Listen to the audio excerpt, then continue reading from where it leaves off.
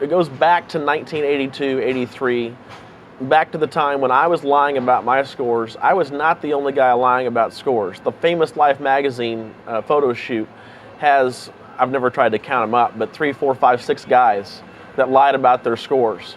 And so Twin Galaxies early on recognized that there is a big problem with guys trying to lie and cheat their way in to the record books. Video games, classic arcade gaming, sort of then died for 15 years and was resurrected in the internet advent of the emulators, MAME and Retrocade and some of those.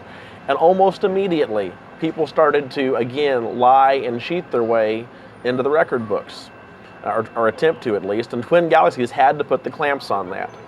And they did several things in the emulator world to stop lying and cheating, but then about that same time, all of a sudden, here's a guy making a claim about Donkey Kong, a game that nobody had ever come close to Billy on back in the 80s.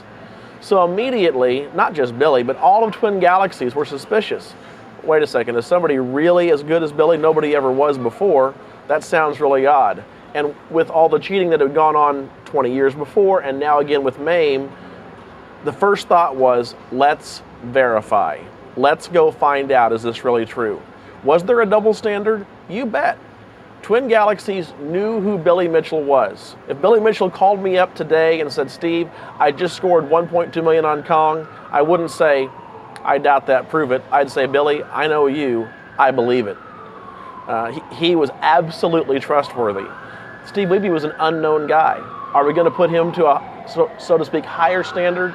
Yeah. Until we know him and trust him, that's what we're going to do. It has been difficult for me throughout the entire process of the events before the movie and the events that the movie depicts about how Twin Galaxies has handled Steve Wiebe. Because on the one hand, I'm Billy's best friend. I'm so loyal to him.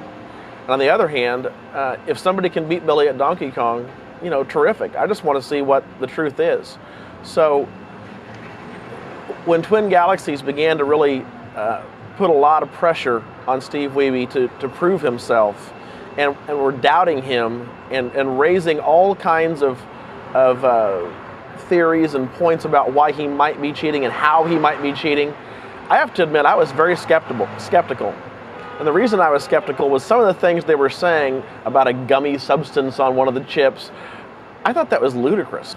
So I tried to walk the line between being loyal to my friends, but also just looking at the world the way that it really is. What's really happening here? And it's still difficult for me to this day. The movie kind of shows that. After the movie, Billy has not kept any secrets about the fact that he's been upset about the way he's been portrayed. And so it's difficult for me right now. I mean, here I am having this interview, and Billy's not here beside me the way he was throughout the movie. I wish Billy were here. That's hard for me. I actually thought about having no further contact with the makers of this movie just for Billy's sake.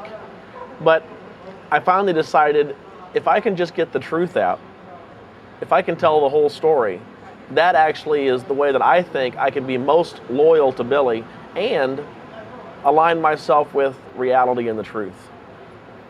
Yeah, as a matter of fact, we talked specifically about the Fun Spot videotape submission, and when I told him that was sort of a kind of a turning point in the movie to show how Billy had always been a live player, now he's this videotape guy. Two things he said. One was he regretted having done it that way. I came up with sort of the analogy of it'd be like if Tiger Woods couldn't make it to Augusta one year, he sends in a videotape of himself shooting 59 at Augusta. You know, that wouldn't achieve anything except making Tiger look like a jerk, and Tiger would never do that. Billy, when I said that, Billy recognized that it made himself look bad, and he wished that he hadn't done it. But then he also made a comment to me that I agree with completely, and that is, it's a shame that I'm going to be remembered for a long time for that one event in my life when there are so many other things that I have done that are so good and so positive, but no one's going to know that. Well, for example, he's always been the kind of guy who thinks about the down and outers, the needy. He's a very loving, giving kind of person. The Make-A-Wish Foundation has been his big charity for years and years. Recently, there was a young boy in Florida that had debilitating cancer. In fact, if that child is not dead right now, I'm certain he's very close to death. And that child, like many, loved video games. And when the Make-A-Wish Foundation contacted this child and said, "What can we do to fulfill your wish?"